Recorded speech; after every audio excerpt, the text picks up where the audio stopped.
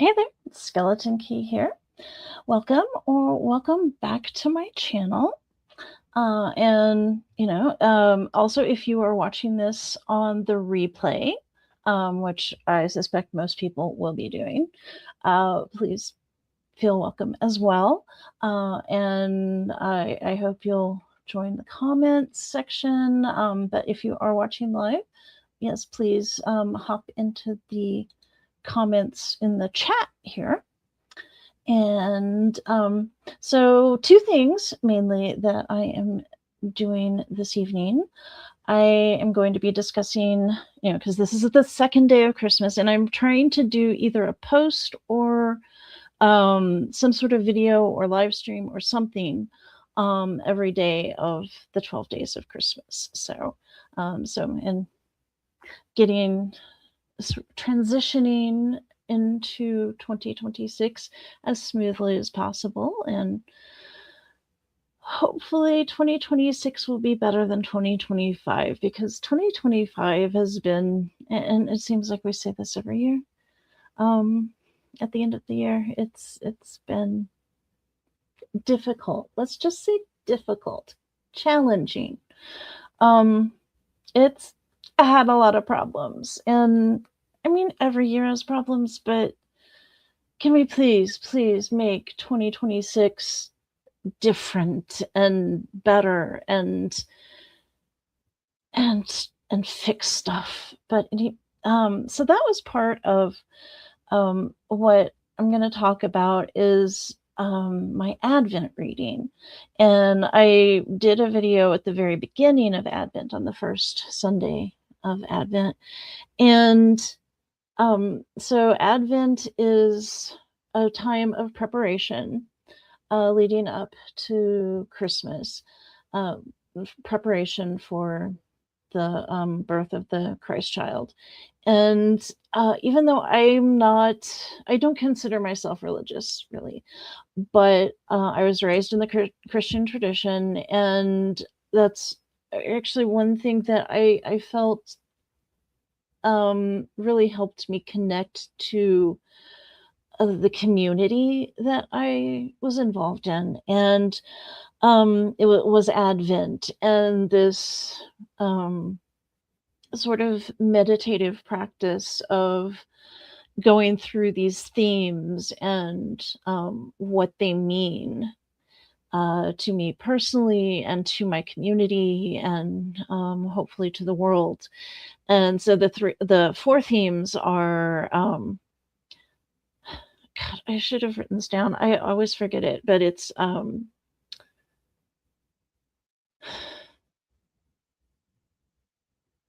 hope, peace, joy, and love. Yeah, I should have just looked over at my other screen, because I do have that there, right there. And so I will be starting off with that, and then later in this live show, I will be opening a mini books ball. And I blame Kat of Kat's Novel Adventures for this. Yes, Kat, this is your fault, because I sometimes I go to Kat's live show on Wednesdays that she does, and sometimes she opens one of these, and I was like, "Ooh, that looks cool." They've got these little miniature books and bookmarks and things like that, and I'm like, I know it's kind of silly, but it looked like a lot of fun. So, and I think this is the first series. I specifically wanted the first series at least to start off with. So we'll see how that goes. But all right. I'm going to now switch over to my screen that shows 3 of the 4 books I read. I actually have one of the books, actually a hard copy of it. Let's see.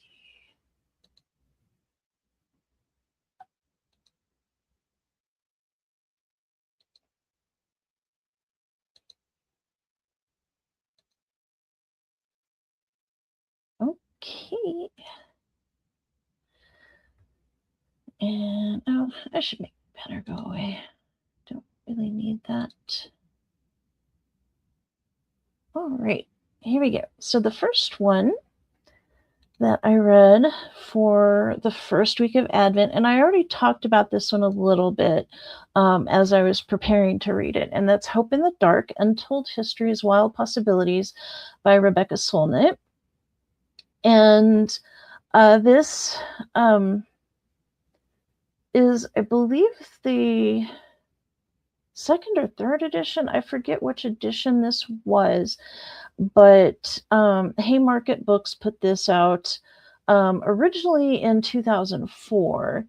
And then in 2016, they issued a new edition. And I think what I actually read was the updated third edition in, and I'm wanting to say 2020. But this is a collection of essays on the topics of activism and hope. Hope in the Dark. 2016 was the reissue was probably in large part because things were looking very grim for the future, and a lot of people were feeling very, very hopeless in 2016. And this, I started to read it in 2016, and I just got more depressed because I started reading it right after the election in 2016 in November. And it didn't seem, because it had come out earlier in 2016, and it didn't really seem to address how dark things had gotten. And then reading it in 2025, even though it was yet another update, it was like, oh my gosh, so much has happened, so much has changed. And it's really difficult to process how different the world is. So, I gave this book 4 stars because it had a lot of important things to say. And, Rebecca Solnit expresses things very well and expresses a lot of the darkness that we see in the world. And there were a lot of concrete examples of things people have done, people are continuing to do. So I don't think it's really any fault of the book or Rebecca Solnit or anything. That is just, it's just so hard to move forward, but we have to. And that's one of the themes of this, is we have to keep moving forward. We have to keep going. We have to maintain activism, whatever that means. And I know different things are more or less difficult for different people. And I know I have a lot of mobility issues. And right now I'm having vision issues. So even reading is difficult for me. Reading with my eyeballs is really not so much difficult. It is difficult with the vision issues I'm having right now, but it's more exhausting than difficult because my brain is having to compensate for some of the visual issues. But this book really did give some, I feel like, some really good examples of ways forward. So in that sense, it was hopeful. I felt, and this is a problem that you do get with collections of essays, is that, especially if they're on a common theme, is that does get kind of repetitive in spots, and that's I feel like it's just the nature of essay collections from the same author, that the same things are gonna be said most of the time in different ways throughout the book, but you will be getting the same repetition over and over. You will be seeing the same things repeated. And, that's just the nature of the beast. So we will move on to Being Peace for the second week of Advent. And this is by Thich Nhat Hanh. I think I'm saying that correctly. And this, my big takeaway from this is that I would not make a very good Buddhist. Yeah. But I did really enjoy this book. This is another 4-star read for me. And it talks a lot about meditation, and I do have issues with meditation. I think when I've talked about other books about meditation and things like that, it's come up that I have relaxation-induced anxiety.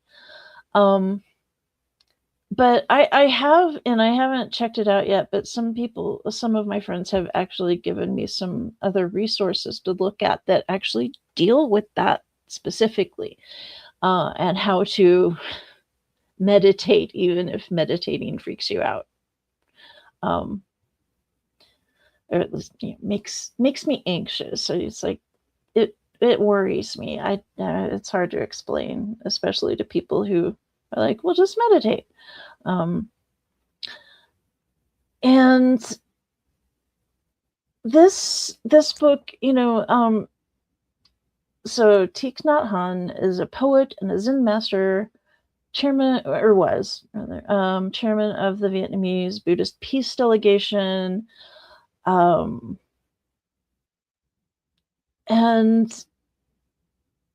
it talks a lot. There's a lot of memoir in here. There's a lot of talk about how to be at peace and how to internalize peace, and I just think I'm not real good at that. But there were also concrete examples, not just meditation, but ways of thinking about the world differently, thinking about my place in the world differently. There are things that I can improve on in my life. And, it doesn't necessarily have to be a meditation practice or something like that. It'd be nice if I could do that, if I could find my way to doing that. But I don't see that in the near future. But this was a really nice read. I noticed on the story graph, it labeled it as, I think, calming or something like that. And this was a strangely not calming book because it talked a lot about really bad situations, wartime and things like that, where major conflicts and internal conflicts and um, you know people in dire situations, and how they would bring peace into their lives and into their selves. And it was not calming at all to hear about these situations. And so it was a little strange to think of a book called Being Peace, having so much lack of peace in it, but I felt like that made it really effective, because it was saying, look, everyone has conflict in their lives, and here are examples of conflict, and here are examples of people dealing with conflict, and learning how to be at peace despite conflict. So I would recommend this, even to people like me who probably wouldn't be very good Buddhists. I feel like it does have a lot of value in it. And now moving on to, well, I'm going to skip joy for now because I actually have the physical book. And I'm going to move to 4 types of love. And this isn't the book website. This is cslewis.com, and and I have not really gone through this yet. I just found this a little bit ago. And I had always, as I was, in church school and things like that, you hear about, the Greek words for various kinds of love, and apparently it comes from, I think it was a 1957 BBC production that C.S. Lewis, a speech that he gave, and the book that I read was actually, or that I listened to, was actually his speech divided into 4 parts with additional commentary. And but it was the actual recording from the BBC production. So that was really interesting to actually hear his voice as he spoke about these 4 kinds of love. And so the 4 kinds of love, the one I heard about most was, and okay, I'm probably gonna keep saying agape, which is charity, the unconditional love. He pronounced, I'm trying to remember how exactly he said it. Agape, agape, agape, I think is how he pronounced it. But I grew up hearing agape. So I'm sorry if that is butchering the Greek language. Sorry. But he goes through these different, his personal philosophies on the 4 kinds of love: affection, which is storge, and and mostly he talked about that being sort of a mother's love for a child, or sibling, platonic kind of affection, I guess, that kind of thing. And then friendship, which is philia. And I thought this was a really interesting section because this was, I think, like I said, 1957 production, and in book form, I believe it was first published in 1960. So getting this friendship, he talked a lot about gender roles, and or what is acceptable or considered I guess what society considers acceptable forms of friendship, as far as, male male, female female, male female. The question, well, can men and women be just friends? Which sounds kind of strange to 21st century ears, but I mean, it is something you still hear discussed. And so that, and then romantic love, eros, those 2, he got mixed together quite a bit in the discussion, because there's friendship and romantic love, and do they go together?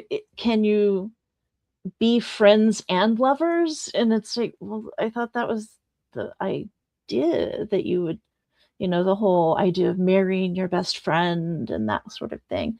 So I don't know, I felt like that part got really kind of jumbled in with societal expectations of mid 20th century America, and it just felt really weird. And but anyway, then got onto the final agape, or charity.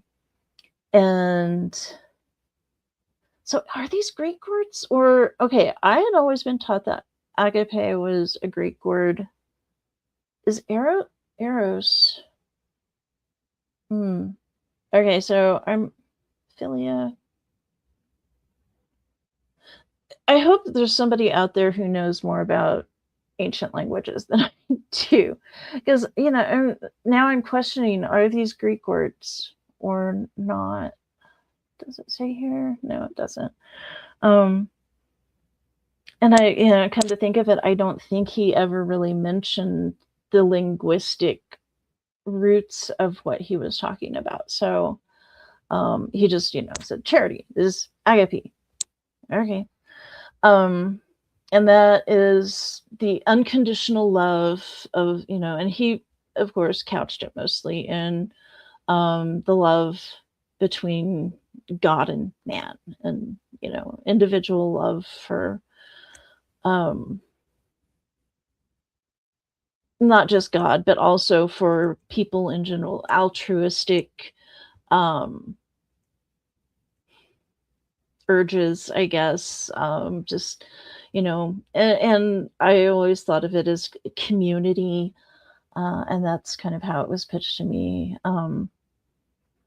So yeah, I will probably be looking a little bit more at this website. This is the official website of C.S. Lewis, and I'm sure the type is a little small for you to be seeing what exactly is on here, but this is an additional resource if that sounds interesting to you, and the book or the recordings or whatever are not available to you.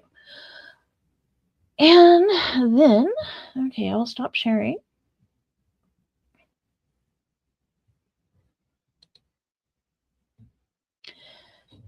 And I will talk about, I'll go back to week 3 of Advent, and that is joy. So eat joy, which is stories and comfort food from 31 celebrated writers. The editor is Natalie Eve Garrett, and she had this idea to collect stories of that related to comfort food in times of needing comfort.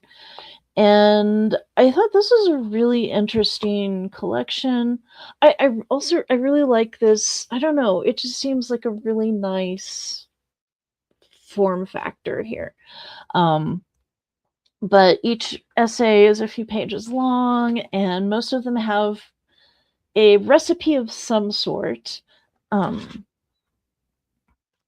Although sometimes it's a little bit of a stretch to call it a recipe. Like one is, well, the first one that I read, because I did skip around, and I was already having some vision issues. They started pretty early in December, and so reading was not great, but this was pretty good sized print, and the formatting was such, especially when you've got like a recipe, there's a lot of white space that made it nice. I really like the illustrations too. They're very simple illustrations, but still they're very, I don't know, maybe it's the color palette and just the the watercolor kind of look, and very comforting. Felt very comforting. But most of these authors I really am not, and some of these I've never heard of. So it was interesting to kind of get a glimpse of some of their writing styles, and it's like, oh, maybe I want to read something else by that author. I mean, like Lev Grossman and Colin McCann, I'm familiar with. Um, but the only one I've actually met was Anthony Doerr. So I started with his, and his recipe.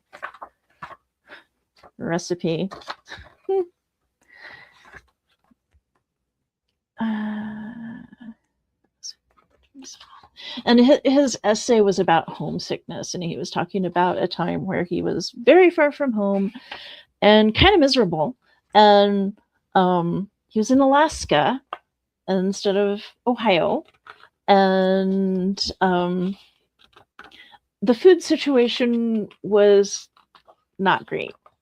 And he was assigned to this team, and they were all very bad cooks, at least as far as like campfire cooking goes.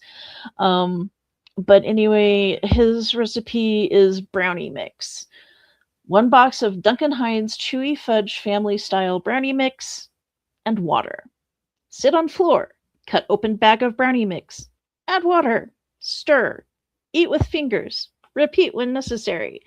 So, that's an example of, is that a recipe? Well, no, but there are actual real recipes in here. There's one for depression pancakes. And then there are some things that are very culturally significant to the authors. And so it's divided into 4 sections: growing pains, loss, healing, and homecoming. So I thought this was really just a very lovely collection. And pretty easy reading, and it was easy to kind of get lost in someone else's world for a little bit, just a little bit, and see what struggles they've had, and then tying food in with it. So if you are one of those people that food is something that is really important to you for emotional and community reasons and things like that, I recommend this. It's a good read. So that ends my just a general wrap up. I felt this was a really good tradition. I'd never really done this with reading specific books tied to the themes of Advent before, and I really enjoyed that. And I'm curious to know if anyone else has ever done that before, and if you'd like to tell me about it, and how you felt it helped or made you more comfortable with things, or if you felt it was a good preparation for the Christmas season. And I would be interested in hearing about others, or if you've done something similar, how it was different and how that worked out for you. So there's that. And I felt that these 4 books actually went very well together. And it was an interesting progression of sort of philosophies and just how things are in the world today. It helped me reflect on the way of the world, and also, the 12 days of Christmas. It spans the time from Christmas Day to 12th night, and you've got the new year starting, and I felt like it was sort of good preparation for launching into a new year with hopefully a good, hopeful, joyous, loving, peaceful attitude. And so I hope the rest of the world is there with me. So now we will go to our unboxing thing, and I probably should have gotten that one thing from downstairs. I've never opened one of these, so I don't know how difficult or easy this is. Do I need scissors? Maybe. Well, that's not working so great.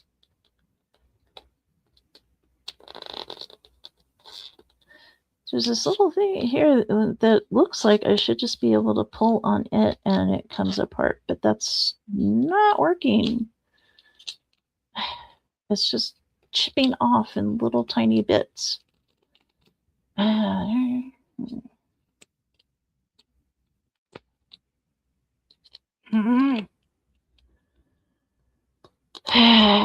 Sorry, we didn't expect this part to be this difficult.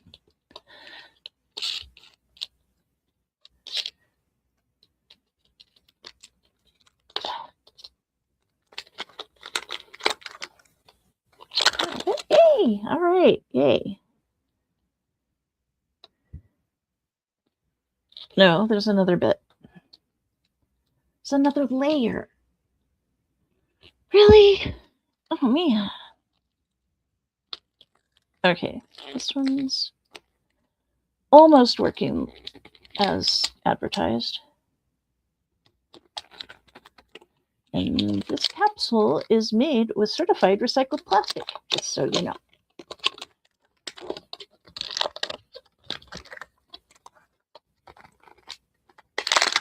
All right.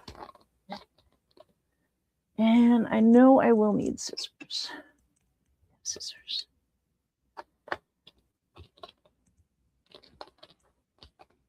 Okay. So.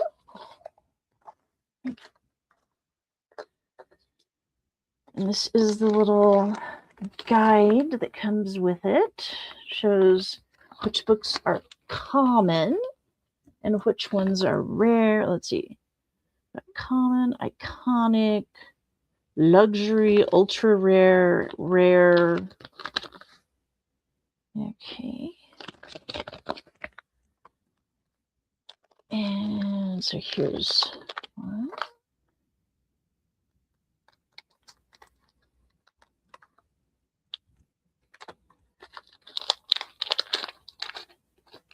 Ooh, okay.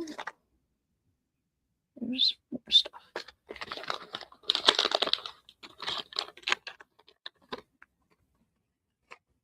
There's a piece of plastic. There are more little pieces of plastic. Okay, so this is the bookcase, I guess. And hopefully I have spent enough time assembling IKEA furniture that I can figure out these instructions and make my own little bookcase. Okay. Hopefully, I'm not going to make you watch me do that. So let's see what we got here.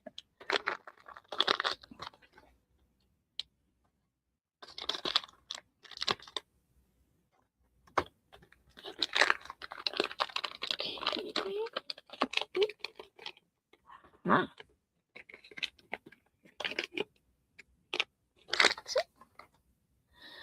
So I have a little magnifying glass. Does it actually work? Not well, but kinda. And then I got a bookmark for. Does it say? Anyway, it's a cute little bookmark. And the book I got is Alice's Adventures in Wonderland. And this, oh my gosh, that is really tiny type. And no, I cannot read it at all. But yeah, supposedly it's legible to somebody, not me. But I've got Alice's Adventures in Wonderland. And what does this say? Oh.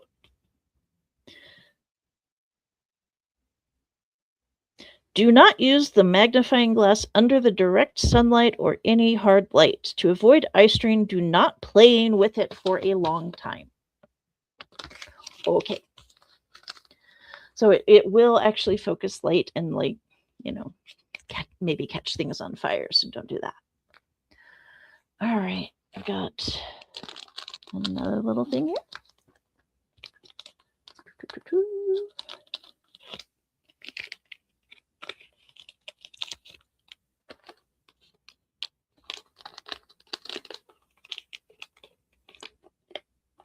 Another book. It's just a book. Just a book. And this is The Babysitter's Club. This is Christie's Great Idea from Scholastic. Oh, hey, I can actually read this one, kinda. I mean, it'll take me a while, but well, what do you know? So I've got 2 books on my bookshelf, if I ever manage to get that put together. And ooh, I've got one more little thing here. Oh, there's another bookcase part. Gotta make sure I have all of my bookcase pieces. I think this is another book. Ah. Sir. No. So this is Goosebumps Deep Trouble. So, by R.L. Stine, of course. And no, I can't really read that. But these are so cute. I am so happy that I finally have mini books just like Cat. And I even have a magnifying glass. So maybe I'll get a Nancy Drew book. I think there's a Nancy Drew book.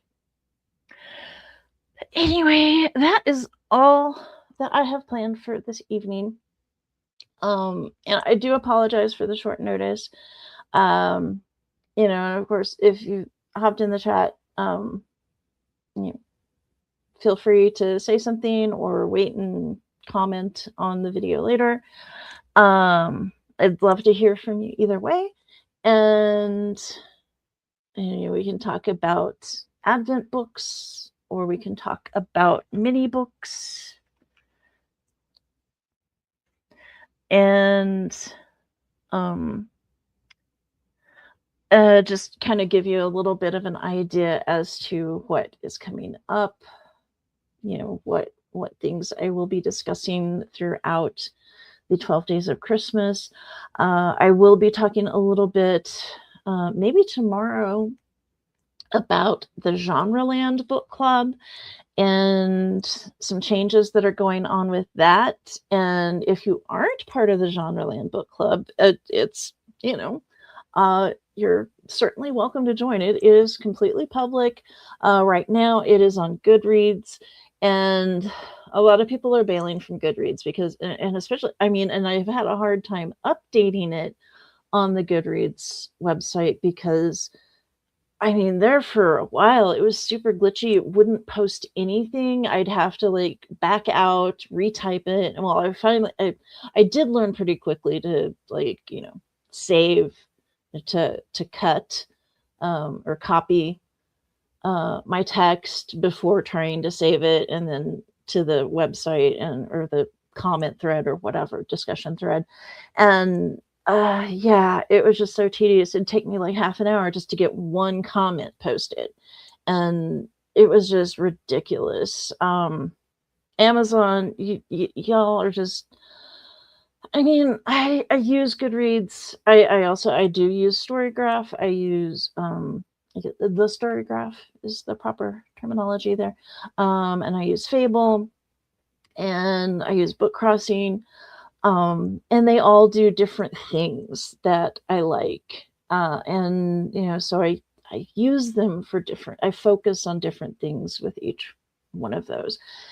And but anyway, it's trying to get Genreland updated on the Goodreads website has just gotten really, really crazy, and that's why people it's have kind of left the group, because most of them have left Goodreads completely.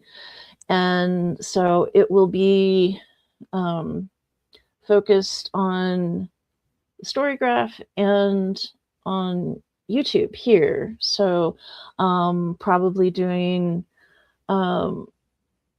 probably going to aim for monthly live streams, and have various members come in and discuss a reading. It's an interesting book club in that there aren't assigned books, there are assigned genres, and then you gather and talk about the books you read in those genres or on those themes. I think probably for this year, especially since there's usually a voting process for the monthly themes, I am probably going to kind of go back to sort of the old school genres and for 2026.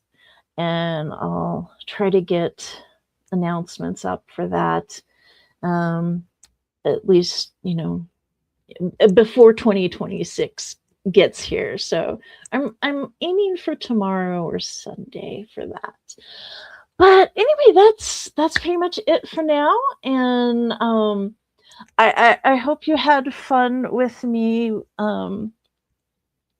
opening my new bookcase and mini books and yeah, and talking about it, listening to me babble on about my Advent reading. And hope to hear from you in the comments, and I will talk at you later.